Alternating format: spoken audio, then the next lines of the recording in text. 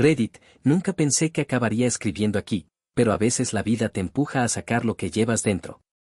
Tal vez mi historia les sirva a alguien que esté atrapado en una relación donde el amor se mide en facturas y no en gestos sinceros. Soy un hombre de 40 años, 40M. Si me hubieran conocido hace 2 décadas, jamás hubieran apostado un centavo por mí. Nací en una familia humilde, donde los lujos eran palabras que solo veía en televisión. Desde adolescente trabajé en lo que fuera, limpiando parabrisas en las esquinas, ayudando a cargar cajas en el mercado, hasta que encontré lo que sería mi puerta de entrada al futuro, lavar autos. A los 15 años me paraba bajo el sol con una cubeta de agua, jabón barato y una toalla vieja.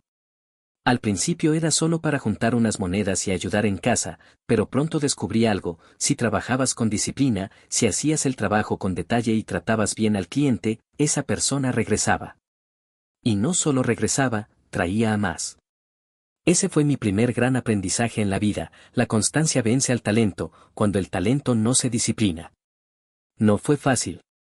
Mientras mis amigos iban a fiestas, yo estaba lavando coches hasta la medianoche. Mientras otros gastaban su paga en ropa o videojuegos, yo guardaba cada billete arrugado en una caja de zapatos.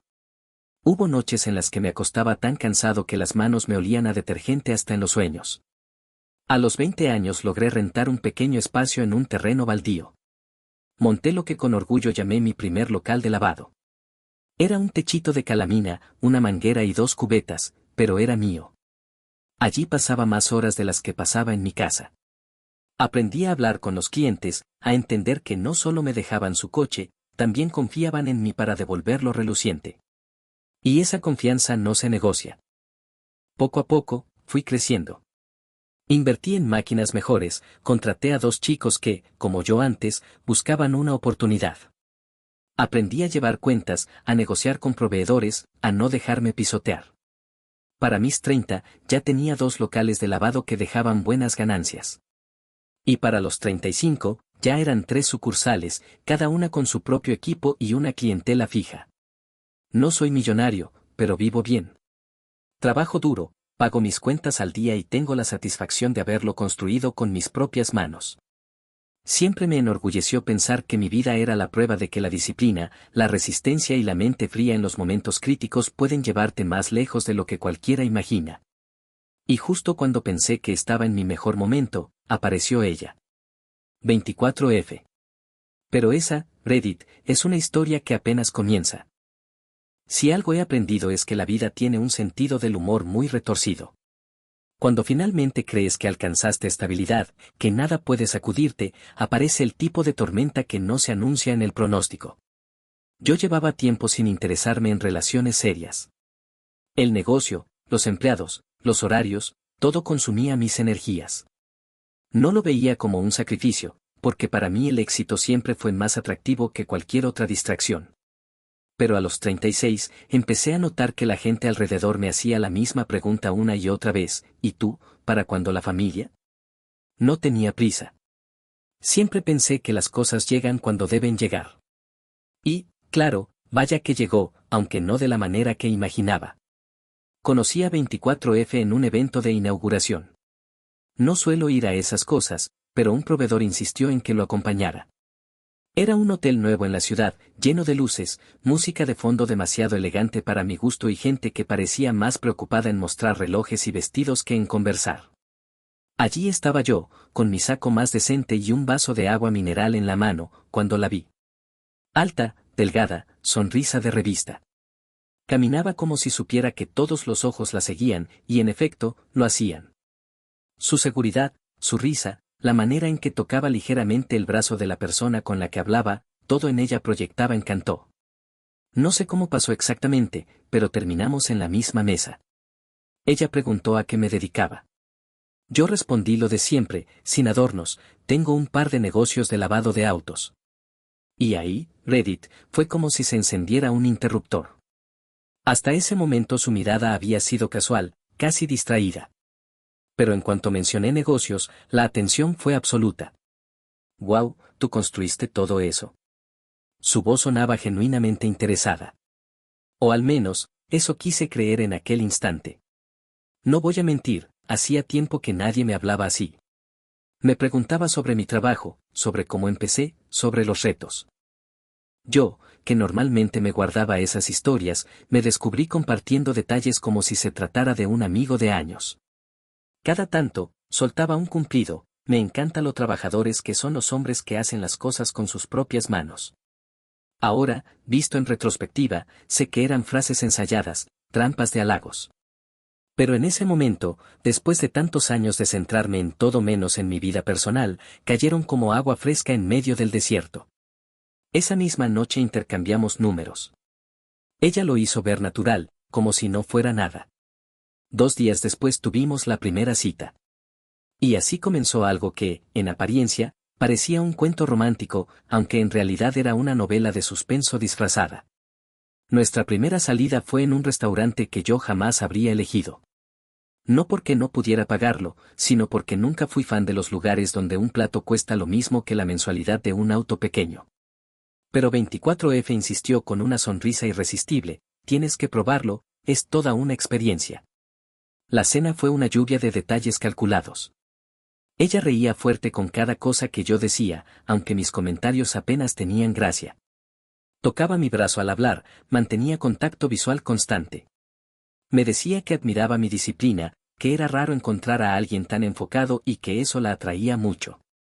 Yo, que me había pasado la vida enfrentando clientes exigentes y empleados problemáticos, me encontré de pronto enfrentando algo mucho más complejo: el encanto de una mujer que sabía exactamente qué botones apretar.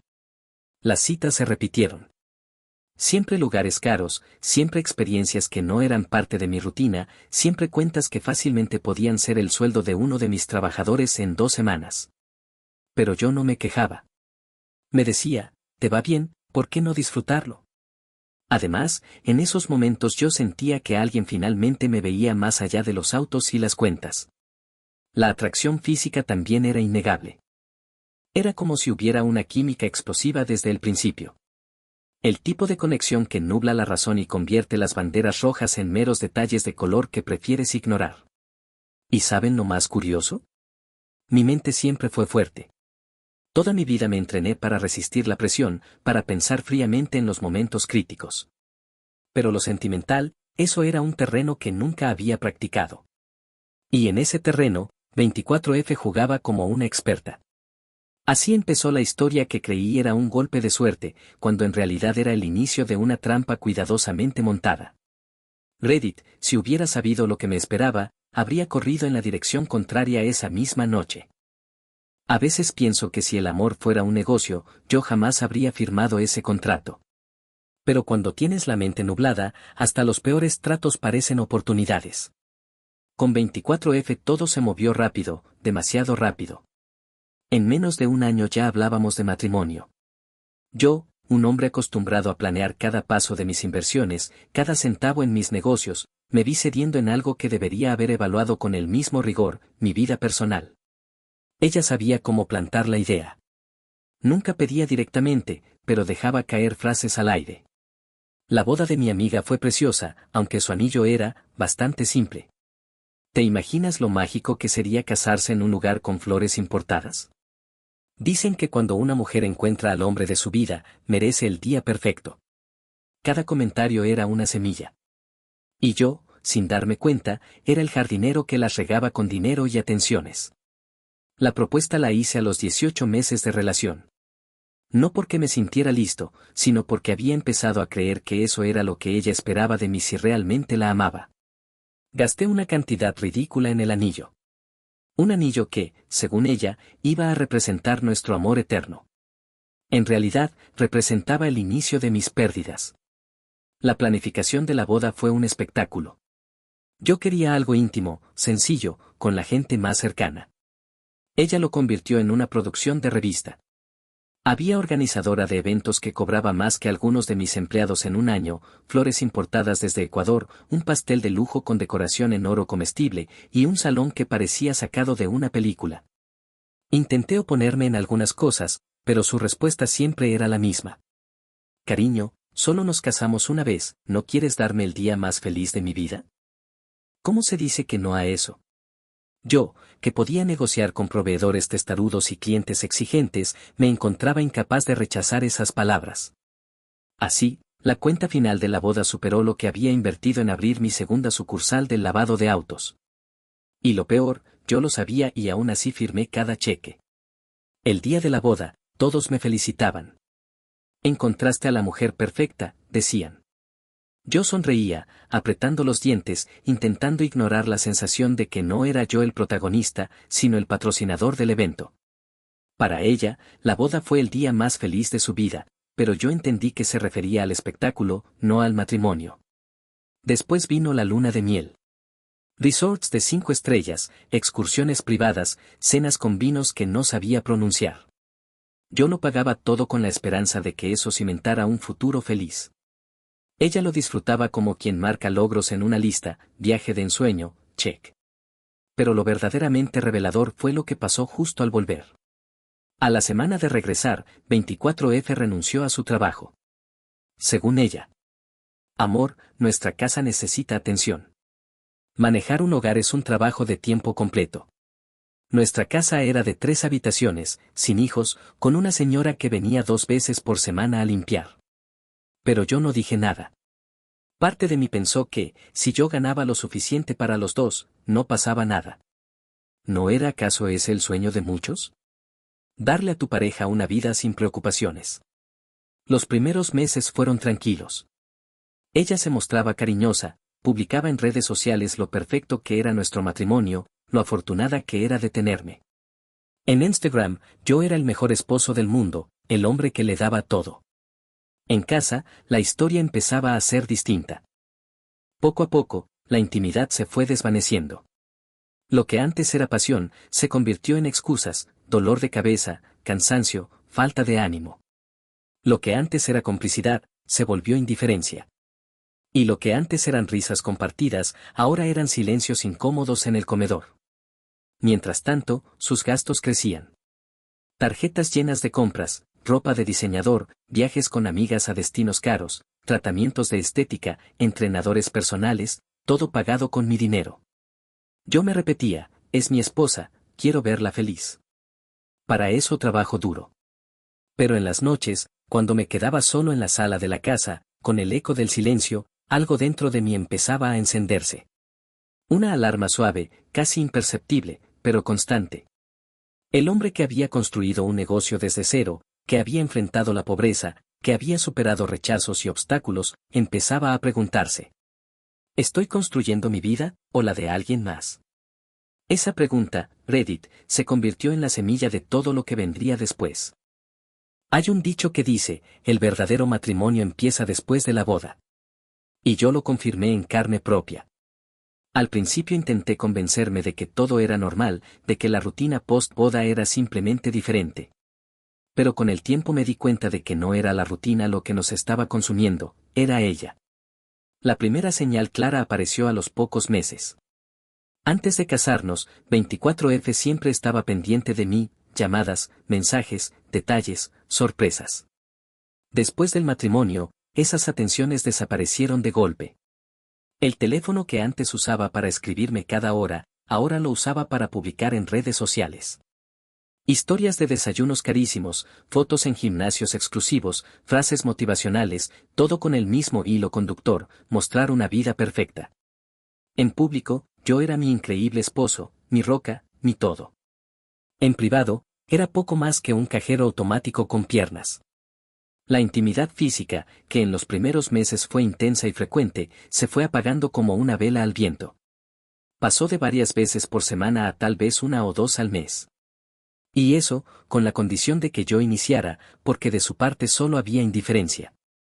Cada intento mío era recibido con un suspiro, una excusa, o un no estoy de humor. Una noche, recuerdo haberla mirado a los ojos y preguntarle directamente. ¿Ya no te atraigo? Ella suspiró, sin apartar la vista de su teléfono. No es eso. Simplemente, no soy una persona muy física. Nunca lo he sido. Esa frase me dejó helado. Porque yo sabía que no era cierto. Antes del matrimonio, ella había sido apasionada, entusiasta, incluso explosiva. Y ahora, de repente, decía que nunca lo había sido. Fue en ese momento cuando comprendí que me había vendido una versión editada de sí misma para atraparme y que ahora estaba mostrando su verdadero rostro. Por otro lado, los gastos no paraban. Cada semana había un nuevo capricho. Amor, necesito cambiar de entrenador personal, este no me motiva. El spa me está ayudando muchísimo con el estrés, no me lo puedo saltar. Mis amigas planean un viaje a la playa, ¿me vas a dejar fuera? Y yo, con tal de evitar discusiones, terminaba pagando todo. Podía justificar un gasto, incluso dos, pero lo que estaba viendo era un patrón, su vida era una colección de lujos financiados únicamente por mí. El contraste era brutal. Mientras yo salía de casa con las manos llenas de jabón y grasa, supervisando a los empleados, revisando cuentas, cerrando tratos con clientes y proveedores, ella pasaba el día entre cafés caros, clases de pilates, manicuras y compras en línea.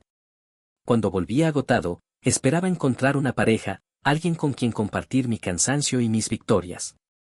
Lo que encontraba era a alguien encerrada en el cuarto, riendo con sus amigas por videollamada o perdida en Instagram.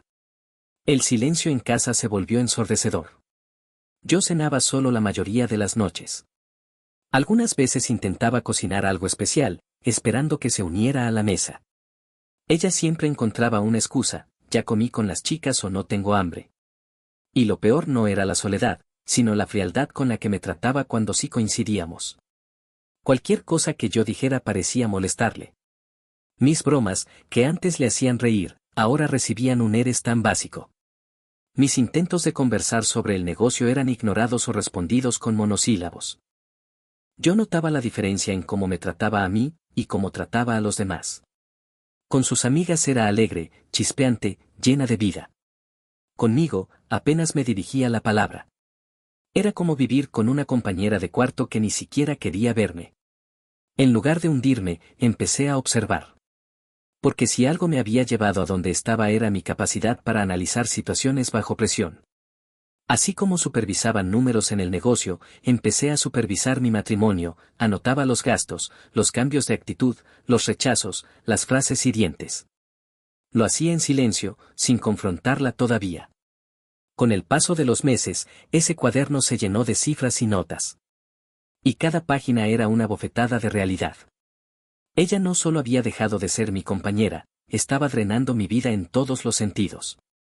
Esa fue la etapa más dolorosa. No porque no pudiera enfrentarla, sino porque me obligaba a aceptar que la mujer a la que le había jurado amor eterno no era la misma que ahora compartía mi techo. Y lo peor, quizá nunca lo había sido. Reddit, yo siempre me consideré un hombre fuerte. Podía soportar la presión de un negocio, deudas, la competencia, la incertidumbre. Pero soportar el desprecio de alguien que debería ser tu mayor apoyo, eso es un tipo de batalla que no te enseñan en ningún libro de administración. Y créanme, esa batalla apenas estaba comenzando. A veces la verdad no llega con un grito, sino con un murmullo. Un murmullo que, si sabes escucharlo, destruye todo lo que dabas por seguro. Después de casi 3 años de matrimonio, ya no quedaba rastro de la pareja que yo pensé que había encontrado.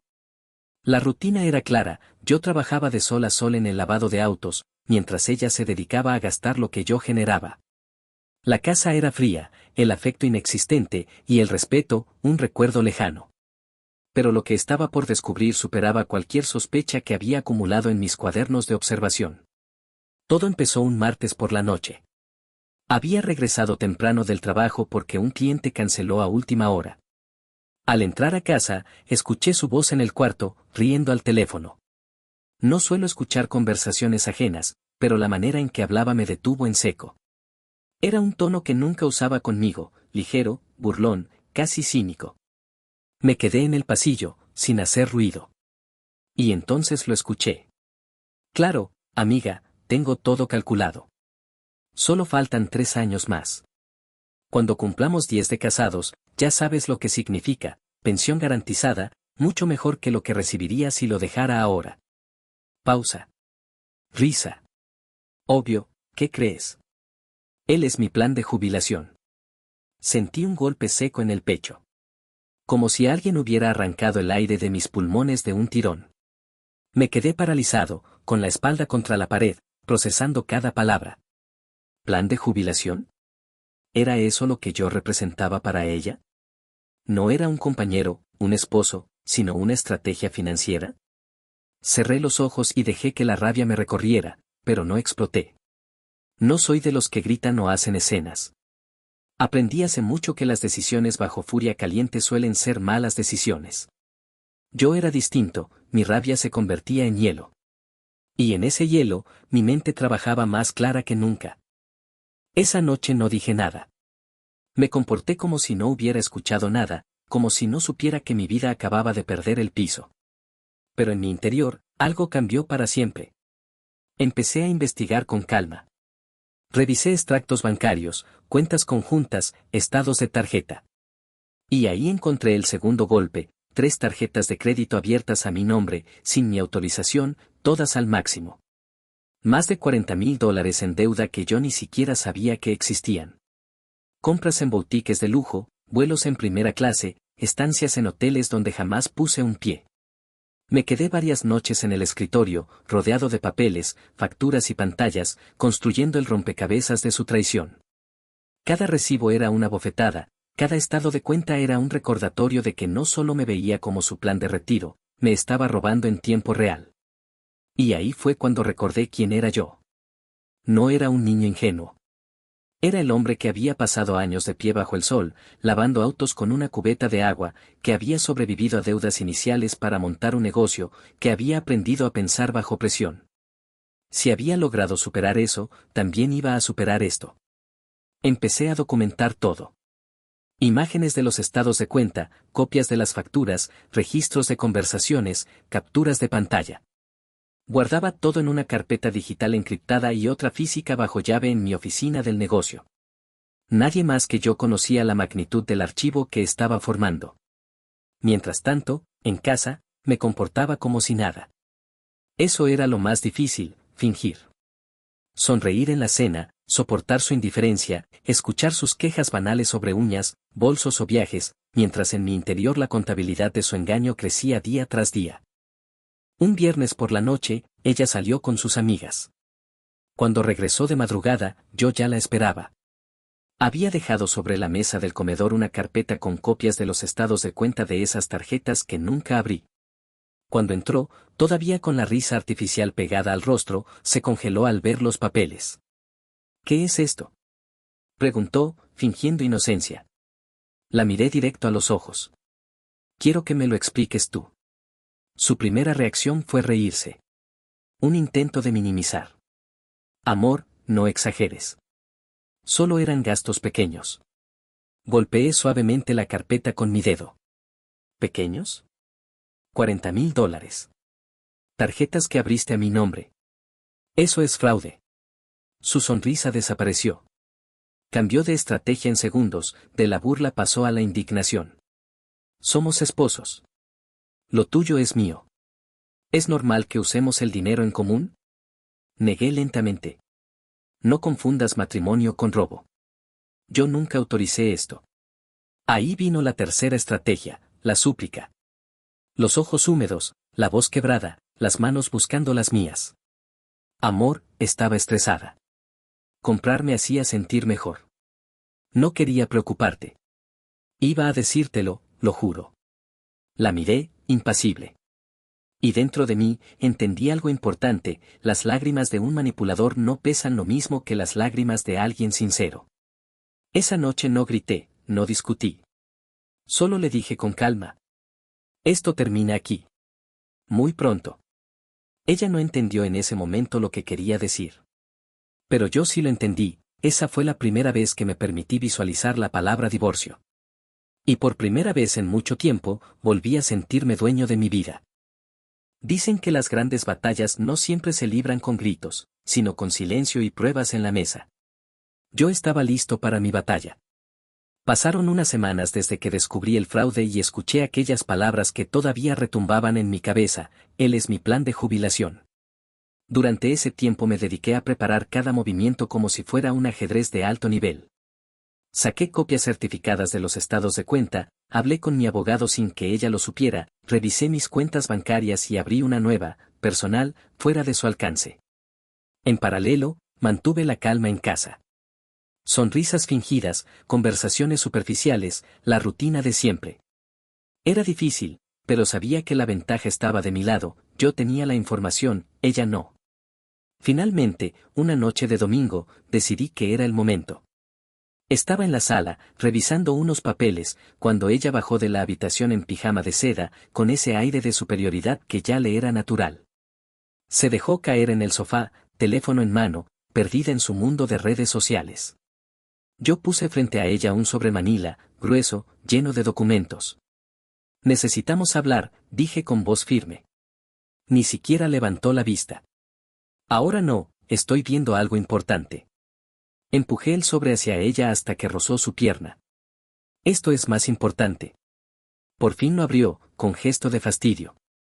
El primer papel que vio fue un extracto bancario a su nombre, con compras en boutiques de lujo. Luego, otro con cargos de vuelos y hoteles. Finalmente, las copias de las 3 tarjetas abiertas ilegalmente bajo mi identidad. Su rostro cambió como si hubiera recibido una bofetada invisible. Pasó de la confusión a la sorpresa, de la sorpresa al miedo, y del miedo a la ira. ¿Qué es esto?, preguntó con voz temblorosa. Tu obra maestra, respondí sin pestañear. Fraude. $40,000 a mis espaldas. Tarjetas que jamás autoricé. Y encima, tus palabras sobre tu plan de jubilación. Intentó sonreír, nerviosa. No seas ridículo, amor. Todo esto es exagerado. Somos esposos, no hay lo mío y lo tuyo. Me incliné hacia adelante, mirándola directo. No confundas matrimonio con robo. Esto tiene un nombre legal, suplantación de identidad y fraude financiero. Ella dejó el papel en la mesa, como si quemara. Pasó a la siguiente estrategia, las lágrimas. Se cubrió el rostro con las manos, sollozando. Es que, estaba deprimida. Comprar era lo único que me hacía sentir bien. No quería que te enteraras porque sabía que te enojarías.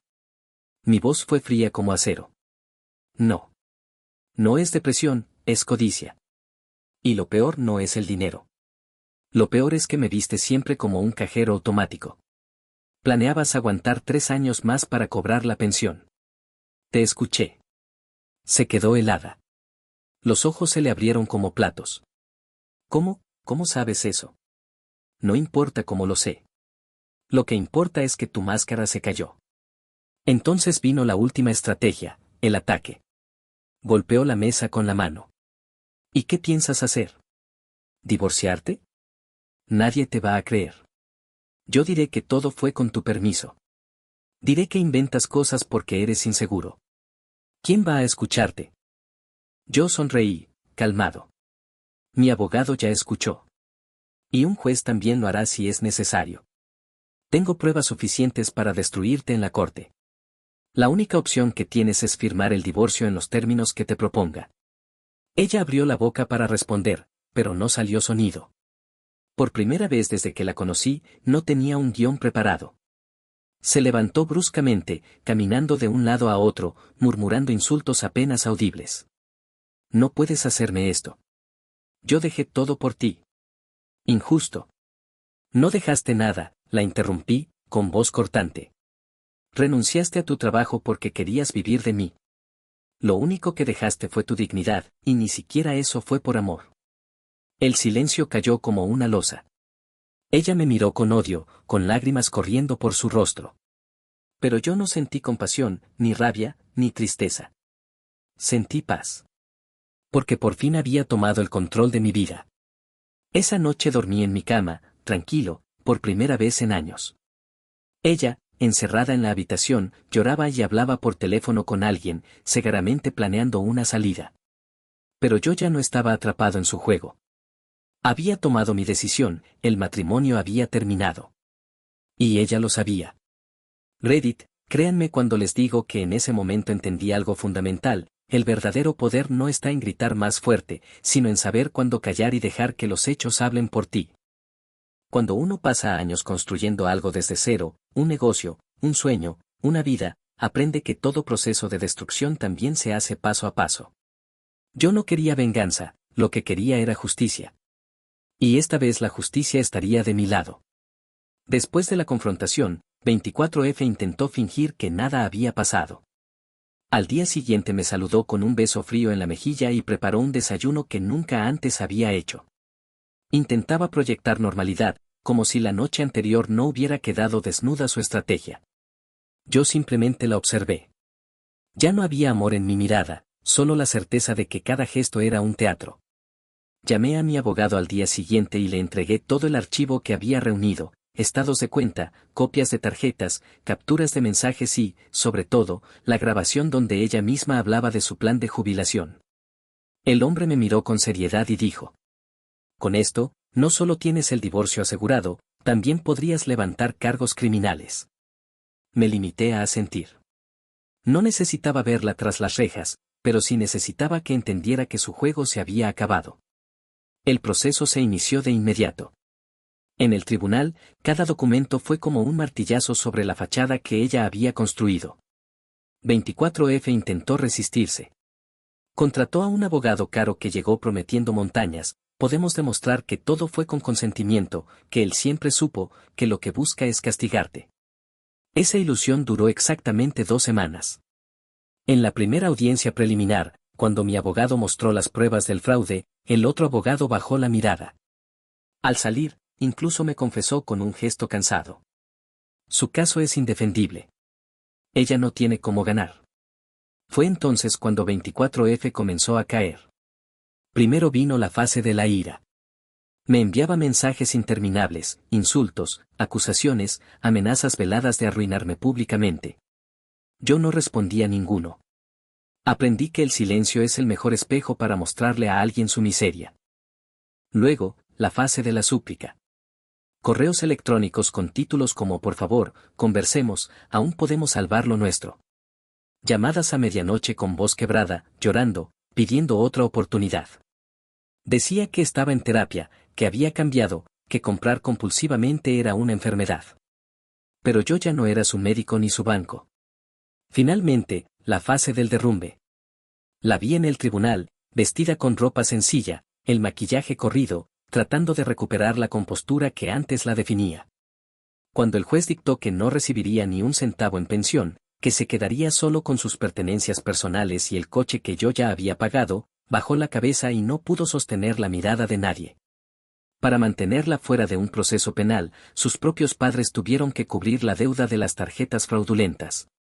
Ver al padre firmar ese cheque fue un espectáculo en sí mismo, un hombre derrotado, consciente de que su hija había cruzado una línea que ni ellos podían seguir justificando. Una vez finalizado el divorcio, 24F salió de mi vida con una caja de cartón bajo el brazo, rumbo a un departamento alquilado que apenas podía costear. El mismo ser que exigía bolsos de diseñador y viajes internacionales, ahora dependía de buses para moverse por la ciudad. Su Instagram pasó de fotos en playas privadas a frases de autoayuda sobre nuevos comienzos y amor propio. Una ironía tan amarga como necesaria. En lo personal, la sensación fue indescriptible. No era alegría desbordante ni rencor vengativo. Era una paz profunda, como cuando cierras un ciclo pesado en el negocio y sabes que ya no arrastras pérdidas. Por primera vez en años, me sentí ligero. Recuerdo claramente la última vez que la vi en persona. Fue a la salida del tribunal, cuando todo estaba cerrado. Se acercó, con lágrimas que esta vez parecían auténticas. Me susurró: si me hubieras amado de verdad, habrías luchado por mí. La miré a los ojos y respondí con calma: si tú me hubieras amado de verdad, nunca habría tenido que luchar contra ti. Se dio la vuelta y se perdió entre la gente. En ese instante, entendí que no volvería a ser parte de mi vida. Y así fue como terminó el matrimonio más caro de mi existencia, no en dólares, sino en desgaste emocional. Pero al mismo tiempo, fue la lección más valiosa: jamás permitir que alguien convierta tu esfuerzo en su plan de retiro. El día que firmé los últimos papeles del divorcio sentí algo extraño, no felicidad explosiva, no euforia, sino una calma que me recorría de pies a cabeza. Como cuando apagas por fin una máquina que lleva años sonando en segundo plano y descubres el silencio verdadero. Volví a mi rutina con una claridad que no tenía desde hacía mucho tiempo. El negocio de lavado de autos, mi primer hijo en cierto sentido, volvió a ser mi prioridad y mi refugio. Invertí energía en expandirlo, en modernizar equipos, en capacitar a mis empleados. El lugar dejó de ser solo un trabajo, se convirtió en un símbolo de que todo lo que soy y lo que tengo proviene de mis manos, no de alguien más. La gente cercana notó el cambio. Mis empleados decían: jefe, se le ve más ligero, más sonriente. Y era verdad.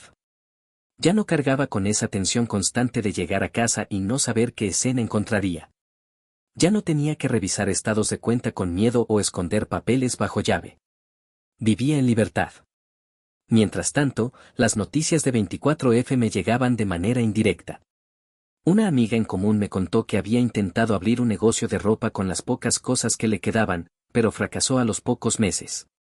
Sus padres, hartos, dejaron de financiarle caprichos. De influencer con fotos en resorts pasó a publicar frases vagas sobre renacer desde las cenizas. Yo ya no sentía rabia ni compasión, solo indiferencia. Y esa indiferencia era mi victoria.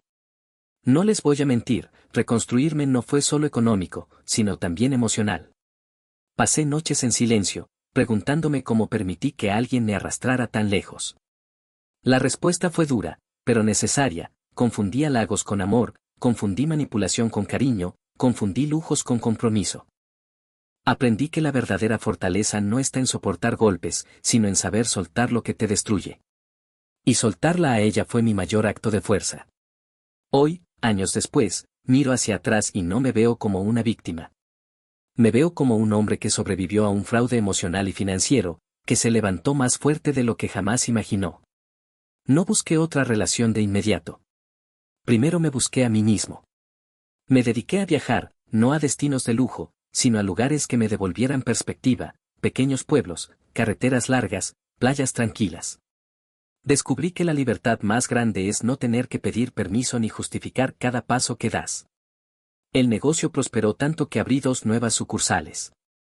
Hoy doy trabajo a más de 30 familias. Y cuando veo a mis empleados cobrar su sueldo con dignidad, recuerdo que el esfuerzo genuino siempre paga, aunque a veces el camino te cruce con gente que solo quiere aprovecharse. A veces me escriben en redes sociales hombres que leen mi historia y me preguntan: ¿cómo hiciste para no derrumbarte? Mi respuesta siempre es la misma. Porque entendí que mi valor no lo define quien me acompaña, sino lo que soy capaz de construir solo. 24F creyó que yo sería su plan de jubilación. Lo que nunca entendió es que yo ya me había jubilado de depender de cualquiera el día que decidí superarme a mí mismo.